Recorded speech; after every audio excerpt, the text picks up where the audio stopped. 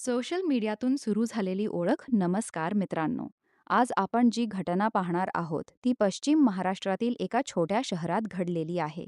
वरून साधं आणि शांत दिसणारं एक कुटुंब पुढे जाऊन अशा वादळात अडकतं ज्यामुळे अनेकांचं आयुष्य कायमच बदलून जातं. कोल्हापूर जिल्ह्यातील करवीर परिसरात मनोज कदम नावाचा एक व्यक्ती राहत होता. मनोज वयाने 45च्या आसपास होता. तो रोज सकाळपासून रात्रीपर्यंत फळ विक्रीचं काम करायचा. बाजारात गाडी लावून कष्टाने संसार चालवणारा तो साधा माणूस होता. त्याची पत्नी होती कविता कदम. कविता 40शी ती होती. त्यांना 3 मुलं होती, 2 मुली आणि 1 मुलगा. मुलं शाळेत जायची आणि मनोज दिवसभर बाहेर असायचा. त्यामुळे दिवसाचा बराच वेळ कविता घरात एकटीच असायची. घरातील काम संपल्यानंतर तिचा जास्त वेळ मोबाईलमध्ये जायचा. सोशल मीडिया, व्हिडिओ, फोटो आणि चॅटिंग यात ती रमून गेली होती. सुरुवातीला हा फक्त वेळ घालवण्याचा प्रकार होता, पण हळूहळू हीच सवय तिच्या आयुष्यात मोठा बदल घडवून आणणार होती. एक दिवस इंस्टाग्रामवर तिला अक्षय मोरे नावाच्या एका तरुणाची फ्रेंड रिक्वेस्ट आली. अक्षय वयाने तिच्यापेक्षा खूप लहान होता. तो दुसऱ्या शहरात काम करत होता. सुरुवातीला कविताने दुर्लक्ष केलं, पण नंतर त्याच्याशी बोलायला सुरुवात केली. पहिले काही दिवस साधं बोलणं चाललं. काय करता, कुठे राहता, घरात कोण कोण आहे, अशा सामान्य गप्पा होत राहिल्या. पण जसा वेळ गेला तशी दोघांची ओळख वाढू लागली. कविताला अनेक वर्षांनी कुणीतरी आपल्याशी इतक्या लक्षपूर्वक बोलत आहे असं वाटत होतं.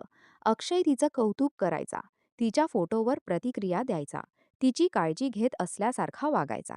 दुसरीकडे मनोज दिवसभर कष्ट करत होता. घर, मुलं आणि खर्च याच विचारात तो जगत होता. त्याला कल्पनाही नव्हती की त्याच्या गैरहजेरीत घरामध्ये वेगळंच काही सुरू आहे. काही महिन्यांतच कविता आणि अक्षय यांच्यातील मैत्री अधिक जवळीक साधू लागली. चॅटिंगपासून फोन कॉलपर्यंत गोष्ट पोहोचली. रात्री उशिरापर्यंत दोघांचं बोलणं चालायचं. कविता हळूहळू भावनिकदृष्ट्या अक्षयवर अवलंबून होऊ लागली.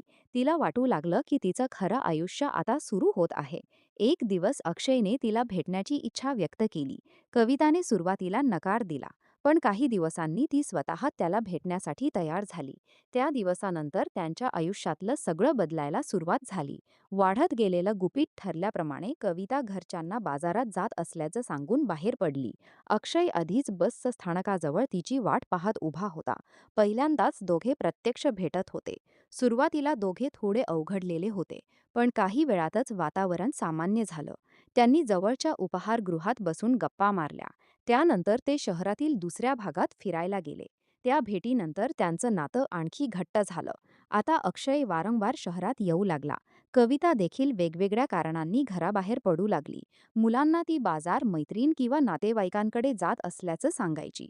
मनोजला सुरुवातीला काहीच संशय आला नाही, कारण तो दिवसभर कामात व्यस्त असायचा. पण काही महिन्यांनी इस त्याला मोड में पत्नीच्या वागण्यात बदल जाणवू लागला. कविता सतत मोबाईलमध्ये व्यस्त असायची. घरात असली तरी तिचं लक्ष दुसरीकडेच असायचं. कधी फोन लपवणं, कधी अचानक बाहेर जाणं, कधी तासनतास कॉलवर बोलणं, या गोष्टी मनोजच्या लक्षात येऊ लागल्या. एक दिवस त्याने कविताला विचारलं, "तू सतत फोनवर कोणाशी बोलत असतेस?" कविताने रागाने उत्तर दिलं, "माझे मित्र-मैत्रिणी आहेत. तुम्हाला प्रत्येक गोष्टीचा संशय का येतो?" मनोज शांत झाला, पण त्याच्या मनात शंकेचं बी पडलं होतं. काही दिवसांनी त्याने कविताचा पाठलाग केला आणि तिथे त्याने जे पाहिलं ते त्याच्या आयुष्यासाठी मोठा धक्का होता. कविता एका तरुणासोबत फिरत होती. त्या दिवसानंतर मनोज पूर्णपणे बदलला. तो मानसिक तणावाखाली गेला. त्याने कविताला अनेकदा समजावण्याचा प्रयत्न केला. घर, मुलं आणि समाज यांचा विचार करायला सांगितलं.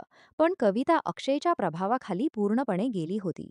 तिच्या मते मनोज तिला समजून घेत नव्हता, तर अक्षय तिची काळजी घेत होता. दोघांमध्ये वारंवार वाद होऊ लागले. घरातील वातावरण चाललं होतं. अक्षयलाही आता या सगळ्या परिस्थितीची जाणीव झाली होती, पण तरीही तो कवितापासून दूर जाण्यास तयार नव्हता. दरम्यान कविताला समजलं की अक्षयच्या घरी त्याच्या लग्नाबद्दल चर्चा सुरू आहे. हे ऐकताच ती हादरली. तिने अक्षयवर दबाव टाकायला सुरुवात केली. "तू मला सोडून जाऊ शकत नाहीस," असं ती त्याला वारंवार सांगू लागली. आता परिस्थिती अधिक गुंतागुंतीची होत चालली होती.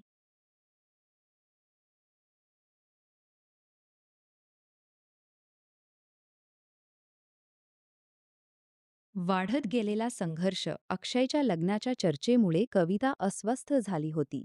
तिला वाटत होतं की 4 वर्षांपासून सुरू असलेलं हे नातं आता संपणार आहे. ती सतत अक्षयला फोन करू लागली. दुसरीकडे अक्षयही तणावात होता, कारण त्याला स्वतःचं आयुष्य वेगळ्या दिशेने न्यायचं होतं. याच काळात मनोजचा संशय आणखी वाढला. एक दिवस त्याने स्पष्टपणे कविताला सांगितलं, हे सगळं थांबव, नाहीतर घर उद्ध्वस्त होईल. पण आता परिस्थिती नियंत्रणाबाहेर गेली होती. कविता आणि अक्षय गुपचूप भेटत राहिले. दरम्यान गावातही कुजबूज सुरू झाली. लोकांमध्ये चर्चा होऊ लागली. काही गोष्टी मनोजच्या कानावरही गेल्या. तो मानसिकदृष्ट्या पूर्णपणे खचला. त्याच्या कामावर परिणाम होऊ लागला. तो शांत आणि एकटा राहू लागला. कविताला मात्र वाटत होतं की तिचं आयुष्य आता अक्षय सोबतच आहे. काही दिवसांनी गावात मोठा सांस्कृतिक कार्यक्रम आयोजित करण्यात आला. त्या दिवशी परिसरात खूप गर्दी आणि गोंधळ होता. मनोज रात्री कार्यक्रम पाहायला गेला. याच संधीचा फायदा घेत कविता आणि अक्षय भेटले. त्या रात्री घरात मोठा वाद झाला असल्याचं नंतर तपासात समोर आलं. दुसऱ्या दिवशी सकाळी मनोज प्रतिसाद देत नव्हता. कविताने आरडाओरडा सुरू केला. शेजारी जमा झाले. काही वेळात पोलिसांनाही माहिती देण्यात आली. पोलिसांनी घटनास्थळी येऊन तपास सुरू केला. सुरुवातीला हे प्रकरण नैसर्गिक मृत्यूचं आहे की काही वेगळं याबद्दल संभ्रम होता. पण तपास जसजसा पुढे गेला तसंच तसे अनेक धक्कादायक तपशील समोर येऊ लागले. पोलिसांनी घरातील लोकांची चौकशी केली. त्यानंतर कविताचे कॉल रेकॉर्ड तपासण्यात आले आणि त्यामध्ये अक्षयचं नाव पुन्हा पुन्हा समोर येऊ लागलं. लोकेशन तपासल्यानंतर पोलिसांना समजलं की घटनेच्या रात्री अक्षय त्या परिसरात उपस्थित होता. यानंतर पोलिसांनी त्याला चौकशीसाठी ताब्यात घेतलं. सुरुवातीला त्याने सर्व आरोप नाकारले. पण पोलिसांनी पुरावे समोर ठेवल्यानंतर त्याचं वागणं बदलू लागलं. सत्य समोर आल्यानंतर कठोर चौकशीनंतर अखेर संपूर्ण प्रकरण उघड झालं. कविता आणि अक्षय यांच्यात अनेक वर्षांपासून संबंध सुरू असल्याचं पोलिसांना समजलं. मनोजला याची माहिती मिळाल्यानंतर घरात सतत वाद होत होते. परिस्थिती इतकी बिघडली होती की सगळेच मानसिक तणावाखाली जगत होते. त्या रात्री झालेल्या वादानंतर परिस्थिती हाताबाहेर गेली आणि मोठी दुर्घटना घडली. यानंतर दोघांनीही सत्य लपवण्याचा प्रयत्न केला, पण पोलिसांच्या तपासातून सगळं समोर आलं. या प्रकरणामुळे संपूर्ण परिसर हादरला. लोकांना विश्वास बसत नव्हता की सोशल मीडियावर सुरू झालेली एक ओळख इतक्या भयानक शेवटापर्यंत पोहोचू शकते. सर्वात जास्त नुकसान झालं ते त्या 3 मुलांचं. एका क्षणात त्यांचं संपूर्ण आयुष्य बदललं. मनोज आयुष्यभर कष्ट करून कुटुंबासाठी जगत होता. पण घरातील तणाव आणि चुकीच्या निर्णयांनी सगळं उद्ध्वस्त झालं. मित्रांनो, सोशल मीडियाचा वापर चुकीचा नाही, पण कोणत्याही अनोळखी व्यक्तीवर अंधविश्वास ठेवणं किती धोकादायक ठरू शकतं हे या घटनेतून दिसून येतं. क्षणिक आकर्षण आणि भावनिक निर्णय कधीकधी संपूर्ण कुटुंब उद्ध्वस्त करू शकतात. आजच्या या घटनेतून आपण इतकंच शिकायला हवं की नात्यामध्ये संवाद, विश्वास आणि संयम खूप महत्त्वाचा असतो. तुम्हाला या घटनेबद्दल काय वाटतं ते कमेंटमध्ये नक्की सांगा. धन्यवाद.